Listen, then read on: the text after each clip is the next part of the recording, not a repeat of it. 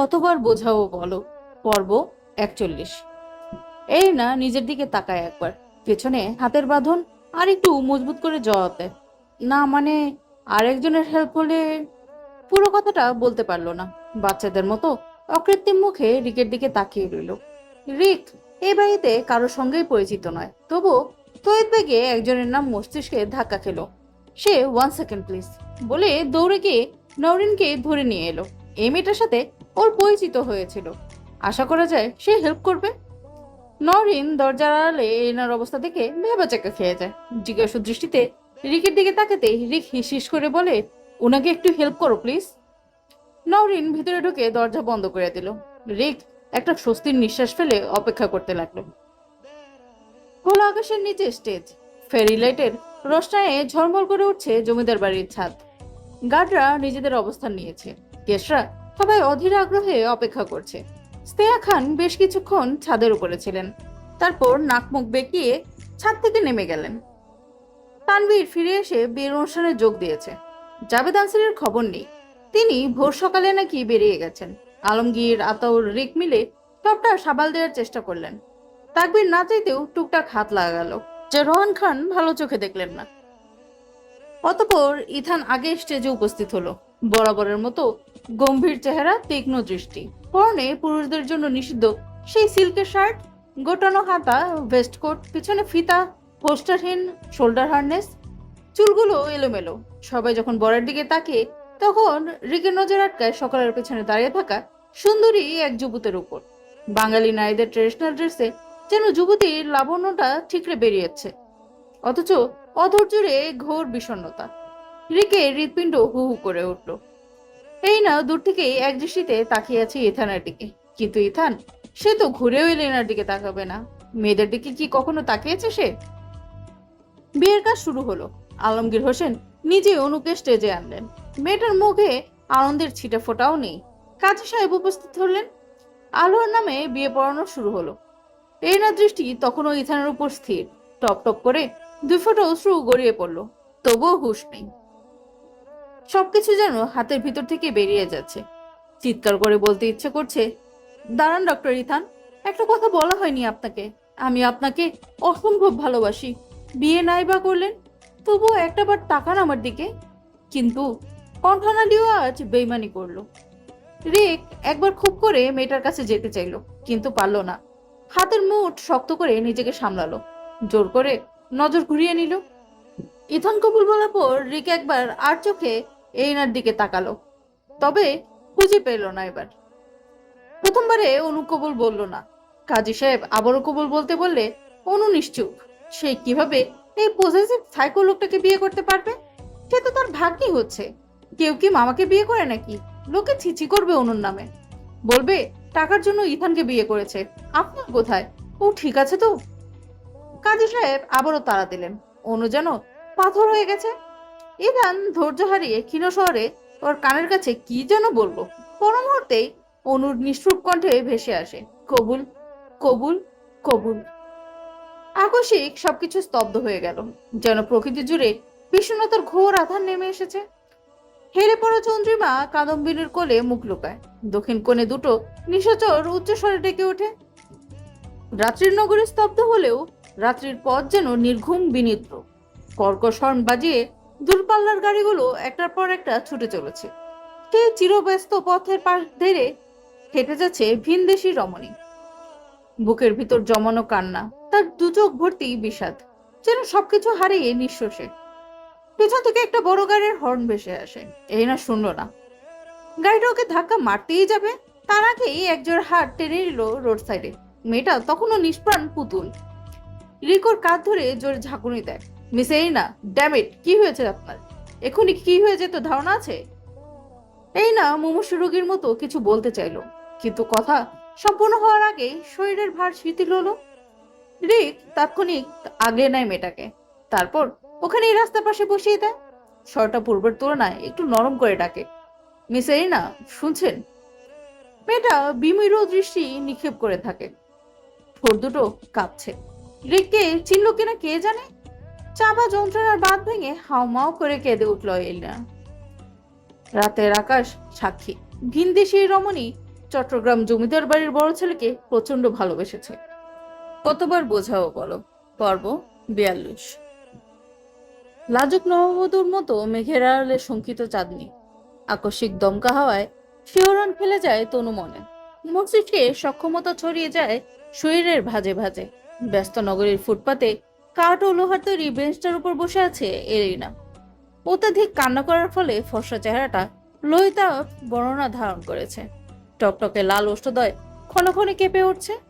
শেষ রাতের এই শিরশিরে বাতাস মেয়েটার পাতলা শাড়ি ভেদ করে চামড়া স্পষ্ট করে। থরথর করে কেঁপে উঠল আর এলিনা। দুহাতে শীত আটকানোর প্রচেষ্টায় আবদ্ধ করে নেয় নিজেকে। রিক কিছু খাবার ও আরেকটা পানির বোতল কিনতে গেছে। এবার ফিরতে খানিকটা সময় লাগলো ওর। এক হাতে পানির বোতল আর অন্য হাতে বেশ কয়েক প্যাকেট চিপস। এগুলি নাকি বাংলাদেশের স্ন্যাক্স। রিক পানির বোতলের বেঞ্চের উপর এগিয়ে দেয়। এই না জড়িয়ে নিঃশ্বাস নিতেই নাক টানার বিচ্ছিরি আওয়াজ আসে। রিক মৃদুস্বরে বলে, পানিটা খেয়ে নিন, কিছুই হয়নি, সব যেমন ছিল তেমনই আছে। এই না অসহায় চোখে তাকায়, বিবর্ণ ফ্যাকাশে মুখ। রিকের কলিজা যেন ছ্যাদ করে উঠল। এই মেয়েটার সামনে আজ নিজেকে বড্ড অসহায় লাগছে ওর। বিমর্ষ মুখে এই না বলল, সত্যিই তো কিছু হয়নি, তাই না? চোখ ফেটে আবারও অশ্রু গড়ায়। নজর ঘুরিয়ে নিতে নিতে পুনরায় আওড়ায়, কি হয়েছে? সবকিছু ঠিকই আছে, শুধু আমিই ঠিক নেই। রিক কি বলবে বুঝতে পারে না, অথচ চুপ করে থাকাও কঠিন। শেষমেশ ডিরেক্ট স্বরে বলে উঠল, আপনি বরং নরওয়ে ফিরে যান, ওখানে আপনার বাবা আছে। বাবার কথা উঠতেই এই না নিঃশ্বাস ভারী হলো। চোখের সামনে ভেসে উঠল গত কয়েকদিনের দৃশ্য। বাবার সঙ্গে ঝগড়া, কথা কাটাকাটি, ঘরের আসবাবপত্র ভাঙচুর। এত কিছুর পরও তো স্টিভ অ্যালেস্টার মেয়েকে বাংলাদেশে আসতে দিতে রাজি হলেন না। এই না জোরে নিঃশ্বাস নেয়। হাতের উল্টো পাশ দিয়ে চোখ মুছতে মুছতে বলে, কিভাবে ফিরে যাব? গতকাল আমার এঙ্গেজমেন্ট হবার কথা ছিল। বাবাকে না জানিয়ে তার মান সম্মান ধূলিসাৎ করে পালিয়ে এসেছি। আমি ফিরতে পারবো না। কথার পরতে পরতে মেয়েটা কেঁপে উঠছে। রিক নিজের কোটটা খুলে এরিনার দিকে এগিয়ে দেয়। রমণীর অশ্রুসিক্ত নয়নে বিস্ময়। রিক ইশারা করে, নিন, ঠান্ডা লেগে গেলে প্রবলেম হবে। এই না ঘাড়ের উপর দিয়ে কোটটা জড়িয়ে নিল। রিক উল্টো দিকে ঘুরে দাঁড়ায়, দুহাত পকেটে গুজে বলে, আপনার বাবা কিন্তু আপনাকে খুব ভালোবাসে, আপনি ছাড়া ওনার আর কেউ নেই। এই না সিক্ত গলায় জবাব দেয়, তবুও আমি যেতে পারবো না। বাবাকে আমি ইনসাল্ট করেছি, কষ্ট দিয়েছি, তার সামনে দাঁড়ানো সম্ভব নয়। তাহলে এখন কি করবেন? রিকের নিখাত কণ্ঠ। এই না মাথা নিচু করে ক্ষীণ কণ্ঠে বলে, জানি না। রাত গভীর। সম্পূর্ণ জমিদার বাড়ি পিনপতন নিস্তব্ধতায় নিমজ্জিত। নিকট কিছু অতিথিবৃন্দ ছাড়া বাকিরা বিদায় নিয়েছে। বাড়ির কর্তা কর্তি বাচ্চারা সবাই অতল নিদ্রায় মগ্ন। সারাদিনের হৈহুল্লোড় ধকল কাটিয়ে ওঠা বেশ কঠিন। বৈঠকখানার বিশাল ঝাড়বাতিটা নিষ্প্রভ প্রায়। ঈষৎ আলো প্রতিফলিত হয় চার দেয়ালে।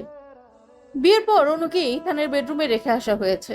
রুমটা ভিতর থেকে আধুনিক সরঞ্জাম দিয়ে ডেকোরেট করা, হুবহু নরওয়ের সেই ডুপ্লেক্স বাড়ির বেডরুমের মতো। তবে পার্থক্য রয়েছে। ইথানের ডুপ্লেক্স বাড়ির বেডরুমটা এই রুমের চেয়েও বড় ছিল। খাটের উপর নতুন বইয়ের মতো হুবহু হয়ে বসে আছে অনু। সারা অঙ্গে নববধূর সাজ, চেহারায় আতঙ্কের বিবর্ণ রেখা। মেয়েটার শঙ্কিত হৃদয়ে বারবার একটাই প্রশ্ন উকি দেয়, টেবিলটা কোথায়? এখনো আসছে না কেন? আপনার কোনো ক্ষতি করার জন্য গেল না তো আবার? অনু যখন সবকিছু ছেড়ে পালিয়ে যাচ্ছিল তখন হেলিকপ্টারের উপর থেকে ইথান ওকে ধরে ফেলে। অনু ওকে বিয়ে করতে রাজি না হলে ইথান হুমকি দেয়, সে আপনানকে মেরে টুকরো টুকরো করে ফেলবে। অনু অবশেষে মেনে নেয়। বিয়ে পড়ানোর সময়ও ইথান ওর কানে ফিসফিস করে এই কথাই বলছিল। তাই তো কবুল বলা ছাড়া অনুর কাছে আর কোনো উপায় ছিল না। কতবার বোঝাবো বলো। পর্ব 43। কিছুতেই স্বস্তি পাচ্ছে না অনু। বসে থাকতেও আর ভালো লাগছে না। দুশ্চিন্তারা সব জেঁকে বসেছে মাথায়। রাগে নিজে নিজেই গদগদ করতে শুরু করলো মেয়েটা। খানিকক্ষণ পটপট করার পর দরজাটা হালকা খুলতেই সজাগ হয়। মাথার উপর দিয়ে ঘোমটা দেওয়া হলেও মেয়েটার সূক্ষ্ম দৃষ্টি দরজার কাছে নিবদ্ধ। একজোড়া পা রুমে প্রবেশ করলো। অনু এখনো লোকটার মুখের দিকে তাকায়নি, অথচ হলফ করে বলতে পারবে এই পা দুটো ওই ডেভিলটার। অনুর গোছানো জীবনটা তছনছ করে ফেলতে এসেছে ওই শয়তান লোকটা। ইথান কয়েক ধাপ এগিয়ে আসতেই অনুর কান দুটো খরগোশের মতো খাড়া হয়ে গেল। ইথান হাঁপাচ্ছে। মেয়েটা আর চোখে তাকায়। ছেলেরা বিরামহীন দীর্ঘ সময় পাঞ্চিং ব্যাগে ঘুষি মারার পর যেভাবে হাঁপায়, ঠিক ওই রকম ভাবে হাঁপাচ্ছে সে। শার্ট ভেজা, কিন্তু ঘামে ভিজেনি। হয়তো মাথায় কয়েক বালতি পানি ঢেলেছে। চোখ দুটো লাল, চুলগুলো ললাটের উপর এলিয়ে পড়েছে। হাতের চামড়ার বেল্ট। অনুর কলিজা শুকিয়ে যায় আতঙ্কে। নজর ঘুরিয়ে নেয় সে। ইথান স্থির দাঁড়িয়ে আছে। ওদিকে অনুর বুকের ভিতর ততক্ষণে ভূমিকম্প শুরু হয়েছে। দুই হাতের তালু ঘেমে একাকার। হাঁটু দুটো থরথর করে কাঁপছে, কিছুতেই থামছে না। হাড়ের উপর যেন অশরীর উষ্ণ নিঃশ্বাস পড়লো, কিন্তু পিছনে তো কেউ নেই। শির দ্বারা বেয়ে চিনচিনে ব্যথাটা বক্ষপিঞ্জর ব্রাশ করে ফেললো। আকস্মিক শিকারের উপর ঝাঁপে পড়ার মতো ইথান অনুর উপর আক্রমণ করে। অনু মোটেও এর জন্য প্রস্তুত ছিল না। আতঙ্কে ওর ভিতর থেকে আর্তনাদ বেরিয়ে আসে। ইথান ভ্রুক্ষেপ করে না, ওর নরম হাতটা চেপে ধরে। তারপর টানতে টানতে রুমের বাইরে নিয়ে যায়। অনু ব্যথায় আড়ষ্ট হয়। করছেন, ছাড়ুন আমায়। ইথান আরো জোরে টান দেয়, যেন শত জন্মের শত্রুতার প্রতিশোধ নিচ্ছে সে। কিন্তু কেন? কি এমন অপরাধ করেছে অনু? মেয়েটা কুকড়ে উঠে তীব্র যন্ত্রণায়। আহ, ব্যথা পাচ্ছি আমি। কেন এমন করছেন? ইথান এক ধাক্কায় ওকে পাশের কক্ষে ফেলে দরজা বন্ধ করে দেয় ভেতর থেকে। অনু মেঝেতে আছড়ে পড়ে। ভগ্ন হৃদয়, আড়ষ্ট দেহ, বেসাজ মলিন। তবুও ইথানের পাষাণচিত্ত গলল না। অনুকে মেঝে থেকে টেনে তুলল। এরপর কানের কাছে মুখ নিয়ে হাঁচকি স্বরে বলল, একদম silent, don't make any fucking noise. অনুর ভিতরটা মুহূর্তে রিরি করে উঠল। নিশুতি রাতের নীরবতায় চার দেয়ালে চাপা পড়ে গেল মুখ আর্তনাদ। তারপর ইথান ওকে র্যাক টর্চের টেবিলের দিকে নিয়ে গেল। কক্ষ জুড়ে ম্লান আলো। মেয়েটার নজর সেই টেবিলের উপর পড়তে গায়ে কাটা দিয়ে উঠল। এমন ভয়ঙ্কর জিনিস সে আগে কখনো দেখেনি। এটা দিয়ে কি করে? লোকটা ওকে এখানে কেন এনেছে? ভাবনার রিয়াত্তা না হতেই ইথান বেল ধরা হাতে অনুর চোয়াল চেপে ধরল। ওর স্থির চোখ দুটোয় এতটা ঘৃণা কেন? অনুর কার্নিশ বেয়ে ঝরঝর করে অশ্রু করায়। চিৎকার করে কাঁদতে ইচ্ছা করছে। ইথান এবারেও বিলম্ব করলো না। অন্য হাতে মেয়েটার বুকের উপর থেকে ওড়না ধরে টান দিল। চোখের পলকে সেফটি পিন দিয়ে আটকানো পাতলা ওড়নাটা ছিঁড়ে দেহ থেকে আলাদা হয়ে গেল। পরিণীতা রমণীর দেহের ভাঁজ উন্মুক্ত, কিন্তু তাতেও লোকটা নির্বিকার। ওরা যেন বাকরুদ্ধ হয়ে গেছে। কথা বলার ক্ষমতা নেই ওর। ইথানের গা থেকে অ্যালকোহলের গন্ধ আসছে। ইথান ওকে এই টেবিলের উপর ফেলে চেপে ধরলো। মাথার দিকে দুই পাশে লম্বা ফিতা। ফিতার এক প্রান্তে হ্যান্ডকাফের মতো লক সিস্টেম। ইথান প্রথমেই অনুর দুই হাত দুই দিকে শটান করে বাঁধলো। মেয়েটা খেই হারিয়ে লাথি মারতে গেলে পা দুটাও আয়ত্ত নিল ইথান। তারপর চট করে অপর প্রান্তে বেঁধে ফেললো দুই পা। ভয়ঙ্কর ওই টর্চার টেবিলের চার প্রান্তে হাত পা ছড়িয়ে বাঁধা অবস্থায় পড়ে রইল অনু। খোলা চুলগুলো ঘন আধার মেঘের মতো ঘাড়ের নিচে জমা হয়েছে। অসহায় চোখ দুটো একজনের দিকে তাকিয়ে, তবে লোকটা এখনো নির্লুপ্ত। ইথান কক্ষের অপর কোণে গিয়ে প্রয়োজনীয় বেশ কিছু সরঞ্জাম নিয়ে এলো। তারপর পর্নের শার্টটা ধীরে ধীরে খুলতে লাগলো। ক্রমশ অনাবৃত হতে লাগলো ওর ভেজা শরীর। ফর্সা দেহের গঠন, নাভির অনেক নিচে প্যান্ট। দুর্বোধ্য দৃষ্টিভঙ্গি ওর। অনুর ভিতর আতঙ্ক গাঢ় হয়।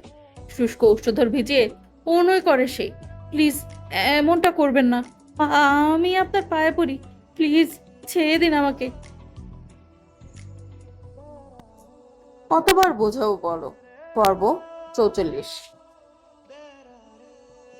ইথান আস্তে করে মাথাটা অনুর খুব কাছে নিয়ে আসে। ওর নরম ঠোঁটের ভাঁজে আঙ্গুল ঠিকই হিসিয়ে বলে, সাইলেন্স। অনু চুপসে যায়। ইথান দূরে সরে গেল। তারপর আকস্মাৎ উদ্ভ্রান্তের মতো অনুর শরীর থেকে পোশাক খুলতে লাগলো সে।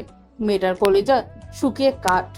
ডানাগাটা পাখির মতো ছটফট শুরু করে লোকটাকে প্রতিহত করার জন্য। ইথানের হাতের প্রতিটি শীতল স্পর্শে কেঁপে ওঠে রমণী দেহের ভাঁজ। রোধ হয় কণ্ঠনালী। করুণ স্বরে চেঁচিয়ে ওঠে অনু, কি কি করছেন? এমনটা করবেন না প্লিজ। ইথান থামে না। অল্প সময়ের মধ্যেই অনুর গলানো মোম ঢালা হীরককান্তি সৌন্দর্য উন্মুক্ত হয়ে যায়। বদ্ধ ঘরের ক্ষীণ আলোয় ইথানের নেশাতুর চোখ দুটো যেন ঝলসে ওঠে। পোর্সেলিন পুতুলের মতো সৌন্দর্য, দেহের বাঁক, লোমকূপ ইথানের হৃস্পন্দন বৃদ্ধি করে। লোকটা নজর ঘুরিয়ে নিতে চেয়েও ব্যর্থ হয়। এ কি অদ্ভুত নেশা! শুকনো গলা ঢোক গিলে ভেজানোর চেষ্টায় আলগা হয় অশ্বতয়, তবুও যেন স্বস্তি নেই। নিঃশ্বাসের বেগ বাড়ে, ললাট প্রান্তে জমা হয় বিন্দু বিন্দু ঘাম। মুখ খুলে জোরে জোরে নিঃশ্বাস নেয় ইথান। মেয়েটার কোমর ধনুকের মতো বাঁকানো। ইথান একবার স্পর্শ করতে গিয়েও থমকায়। মস্তিষ্ক থেকে ভিন্ন কিছুর বার্তা ছড়িয়ে যায় সমস্ত শরীরে। নিমেষেই সে পূর্বের রূপে ফিরে যায়। ধারালো চোয়াল, তীক্ষ্ণ দৃষ্টি এবং বর্জ্যের মতো কঠিন পেশি। অনুর চোখ দুটো বন্ধ, কার্নিশে জমা অশ্রু। নিঃশ্বাসের তালে বুকের ওঠানামাটা যেন আড়ালের চেষ্টা ওর। ইথান টেবিলের নিচ থেকে অনেকগুলো পানি ভর্তি বালতি বের করে, এরপর মগ দিয়ে অনুর উপর ঢালতে থাকে। প্রথম দফায় নাক মুখের ভিতর পানি গিয়ে দম বন্ধ হবার উপক্রম হলো ওর। তবুও ইথান থামলো না। অনু তীব্র যন্ত্রণায় কাশতে লাগলো, হাতে পায়ে টান লাগে, গিলে ফেলতে হয় যন্ত্রণা। ইথান পানি ঢালা বন্ধ করে। অনুর পুরো শরীর ভিজে একাকার। ইথান ভ্যানিটির উপর থেকে নেটের তৈরি একটা বড় স্পঞ্জ নিয়ে আসে। তারপর নিজ হাতে মেয়েটার নগ্ন শরীরটা ঘষতে থাকে। অনু ব্যথা পায়, যন্ত্রণায় ছটফট করে, কান্না করে, তবুও নির্দয় লোকটার মায়া হয় না। অনু চোখ মুখ খিচে শুয়ে আছে। ইথানের হাত পৌঁছে গেছে ও শরীরের প্রতিটি নিষিদ্ধ জায়গায়। কঠিন হাতের স্পর্শে রমণীর গমগমে মসৃণ শরীরটা রক্তাভ বর্ণ ধারণ করেছে। পক্ষীপুট ভরে উঠেছে অশ্রুতে। নিস্তেজ অবস্থায় পড়ে রইল অনু। ইথান পাশেই একটা কাউচের উপর গা এলিয়ে বসেছে, পা দুটো লো টেবিলের উপর রাখা, হাতে বিয়ারের বোতল। একটু পর পর বেসামাল চুম্বকের সাথে পাল্লা দিয়ে ছুটতে লাগলো সময়। দূর মসজিদ থেকে ফজরের আজান ভেসে আসে। অনু কি ঘুমিয়ে পড়েছিল? মস্তিষ্ক সজাগ হতে কয়েক সেকেন্ড লাগলো ওর। এরপর ভীতু দৃষ্টি নিক্ষেপ করলো কিছু দূরে বসা ওই থানের দিকে। লোকটা এখনো এক দৃষ্টিতেই ওর দিকে তাকিয়ে আছে। নিঃশ্বাস নিতে কষ্ট হয় অনুর, ঠান্ডা লেগে গেছে হয়তো। জোরে জোরে কয়েকবার নিঃশ্বাস নিয়ে ম্লান গলায় বলল সে, আমাকে ছেড়ে দিন। ইথানের গম্ভীর স্বর ভেসে আসে, সময় হোক। অনু আরো খানিকটা কাতর হয়ে বলে, আমার ব্যথা লাগছে। শুয়ে যাবে, পূর্বে সুরেই বলল সে। অনু মাথা উঁচিয়ে দেখার চেষ্টা করে। হাতের অনেকটা জায়গায় কেটে ছিঁড়ে গেছে। ক্ষণিক্ষণের নীরবতা ভেঙে সে আবার জিজ্ঞেস করলো, আপনি কি আমাকে ভালোবাসেন? অনুর চেহারায় চাপা কৌতূহল। ইথানের মধ্যে বিশেষ পরিবর্তন দেখা গেল না। ছোট করে জবাব দিল, না। তাহলে? অনুর কৌতূহল দ্বিগুণ হয়। ইথান নিশ্চুপ। অনু আরো কয়েকবার জিজ্ঞাসা করলো। ফলাফল শূন্য। ডক্টর আদ্রিয়ান ইথান পিছনের দিকে মাথা হেলিয়ে দেয়। খানিকক্ষণ পর চোখ দুটো বন্ধ করে বিড়বিড় করে, তোকে ভালোবাসার কথা ছিল একমাত্র আমার, অথচ আজ আমি ভালোবাসা শব্দটাকেই ঘৃণা করি। তোর জন্য যে শব্দটা আফনান ঈশান মির্জার মতো বুলশিটরা ইউজ করে, সেই শব্দটাকে আমি ঘৃণা করি। I deeply hate the fucking word. কতবার বোঝাবো বলো? পর্ব ৪৫। উদিত সূর্যের দীপ্ত আলোয় ঝলমল করে উঠল নীলব গগন। পাখিরা উড়াল দিল দূর অজানায়। পাহাড় ও ঘন সবুজের চাদরে আবৃত এই চট্টগ্রাম, যার আনাচে কানাচে ছড়িয়ে আছে জীবনের গল্প। কিছুটা সুখ, কিছুটা দুঃখ এবং বাকিটা বিচ্ছেদ। ভোর রাতের দিকে জাবেদ আনসারি ফিরেছিলেন। জমিদার বাড়ির নিচতলায় একটা ঘর রয়েছে। দরজায় সর্বক্ষণ বিশাল একটা তালা ঝোলে। জাবেদ আনসারি যতদূর জানেন এই কক্ষটা রেহান খানের, অর্থাৎ ইথানের বাবার। শারমিন খান শুরু থেকেই কাউকে এই ঘরে ঢুকতে দিত না। অল টাইম তালা ঝুলিয়ে রাখতো। কি এমন রহস্য আছে এই তালাবদ্ধ ঘরের অন্ধকারে? জাবেদ আনসারি সেই ভোর রাতে বিলকিস বেগমকে ঘুম থেকে তুলে এক কাপ চা করিয়ে নিলেন। দুবেলা চা না খেলে তার আবার মাথা কাজ করে না। ধোয়া ওঠা কাপে চুমুক দিতে দিতে সে ঘরটা পুনরায় নিরীক্ষণ করলেন। বেশ কয়েকবার তালা ভাঙতে গিয়েও ব্যর্থ হয়েছেন। রোহান খান বা শাহবাজ খানকে এই ব্যাপারে জড়াতে চান না তিনি। আখিদয়ে দ্বিধা, প্রশস্ত ওলাটে ভাঁজ। তানভীরের সঙ্গে করা পরিকল্পনাটা পুরো দমে ব্যর্থ। আর ইথানও হয়তো তাকে সন্দেহ করা শুরু করেছে। যদি তাই হয়, তাহলে জাভেদ আনসারি এখন খুবই বিপদে রয়েছেন। কোন রকম চায়ের কাপে শেষ চুমুক দিয়ে আবারও বেরিয়ে গেলেন তিনি। অতি শীঘ্রই কিছু একটা ব্যবস্থা করতে হবে। যেতে যেতে একজনকে ফোন করে বললেন, শোন, সবাইকে খবর দে, জরুরি কথা বলতে হবে। সকালবেলা সবাই যথাসময়ে ডাইনিং টেবিলে উপস্থিত হলো। রোহান খান, শাহবাজ খান, আতাউর রহমান ব্রেকফাস্ট সেরে বেরিয়ে গেলেন। আমন্ত্রিত গুটি কয়েক অতিথিরাও বিদায়ের পথে। তাকবীর কলেজের উদ্দেশ্যে রওনা হয়েছে। বাকিরা নিজেরাই নিজেদের মতো ছুটে কাটাতে ব্যস্ত। মানে আজকে ওরা কেউই স্কুল বা কলেজে যাবে না। স্নেহা খান সকালের দিকে বাগানের দোলনায় বসে দোল খেতে খেতে নকশিকাঁথা সেলাই করেন। এটা তার পুরনো একটি শখ। বয়সের ভার বাড়লেও শখটা ছাড়তে পারেননি।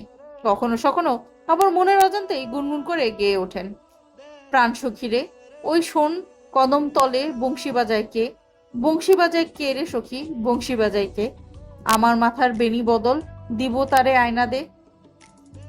মায়া মাসা আর নওশের বৈঠকখানায় বসা, তিনজনের হাতে তিনটা ফোন। গতকাল নিয়ে পিকগুলো দেখছে সবাই। ওদিকে রান্নাঘরে নরিন দক্ষ বাঁধিয়ে রেখে দিয়েছে। গতকাল রাতে মরিয়ম বেগম ওকে খোঁচা মেরে বলেছিল, তুই তো রান্না বান্না কিছুই শিখলি না, এরপর শ্বশুর বাড়ি গিয়ে শাশুড়ির মুখে ঝামটা শুনিস। তখন থেকেই ওর মেজাজ তেতে আছে। রাতে ঘুমানোর আগে কঠিন সিদ্ধান্ত নিয়েছে, হয় আজ রান্না করে সবাইকে তাক লাগিয়ে দিবে, নয়তোবা ভুলভাল এক্সপেরিমেন্ট করে সম্পূর্ণ রান্নাঘরে উড়িয়ে দিবে। কাকে বেশি সুন্দর লাগছে এই নিয়ে মায়া আর মাসের মধ্যে ঝগড়া শুরু হয়েছে। সহসা তোফা হাতে একটা কারেন্ট অ্যাফেয়ার্স ম্যাগাজিন নিয়ে হাজির হয়। ওর চুলগুলো দুই পাশে বেনি করা, ওষুধে হাসির ঝিলেক। নসে সরু চোখে তাকায়। তোফা আপুকে মনে হয় তাকবির ভাইয়ের ভূত ধরেছে। ঠেসমারা কণ্ঠস্বর ওর। তোফা ভ্রু গুটিয়ে নেয়, তারপর জিভ বের করে মুখ ভ্যাংচায়। মাসে বিড়বিড় করে জিজ্ঞাসা করে, কেন রে, তোফা আপুর আবার কি হলো? নসের ফিচেল হাসে, দাঁত কেলিয়ে জবাব দেয়, তাকবির ভাইয়ের মতো আপু চিকন চিকন বই পড়া শুরু করেছে। তোফা ওর কথা গায়ে মাখলো না। কোমর দিয়ে ধাক্কা মেরে মায়া আর মায়েশার মাঝখানে বসে হই হই করে বলল, আপু দেখ কি পেয়েছি। মায়া ফোনের স্ক্রিন থেকে মুখ তুলল না, গলা টেনে গম্ভীর স্বরে বলল, যা পেয়েছিস নিজের কাছেই রাখ, আমি দেখতে চাই না। তোফা বিরক্ত হয়ে বলল, উফ আপু দেখো তো একবার। সে একটা নে মায়ের ফোনটা কেড়ে নেয়। মা চোখ মুখ খিচে ঠেকিয়ে ওঠে, কি সমস্যা তোর? তোফা তাৎক্ষণিক ওর সামনে কারেন্ট অ্যাফেয়ার্সের ব্যাকপার্টটা মেলে ধরে। ক্ষুব্ধ মেয়েটার জড়ানো ভ্রু মুহূর্তে প্রশস্ত হয়, চোখ গোল গোল করে আওড়ায়। নরওয়ের সেই প্রখ্যাত বিজ্ঞানী এবার বাংলাদেশে, কিন্তু কেন? নিচে ডক্টর আদ্রিয়ান ইথানের বড় একটা ছবি ছাপানো। তোফা ঝুমকণ্ঠে বলতে লাগলো, আমি যে জাস্ট টাচকি খেয়ে গেছি আপু। ওই লোকটা সম্পর্কে এখানে কি কি লেখা দেখো একটু। ওর চোখ দুটো জল জল করছে।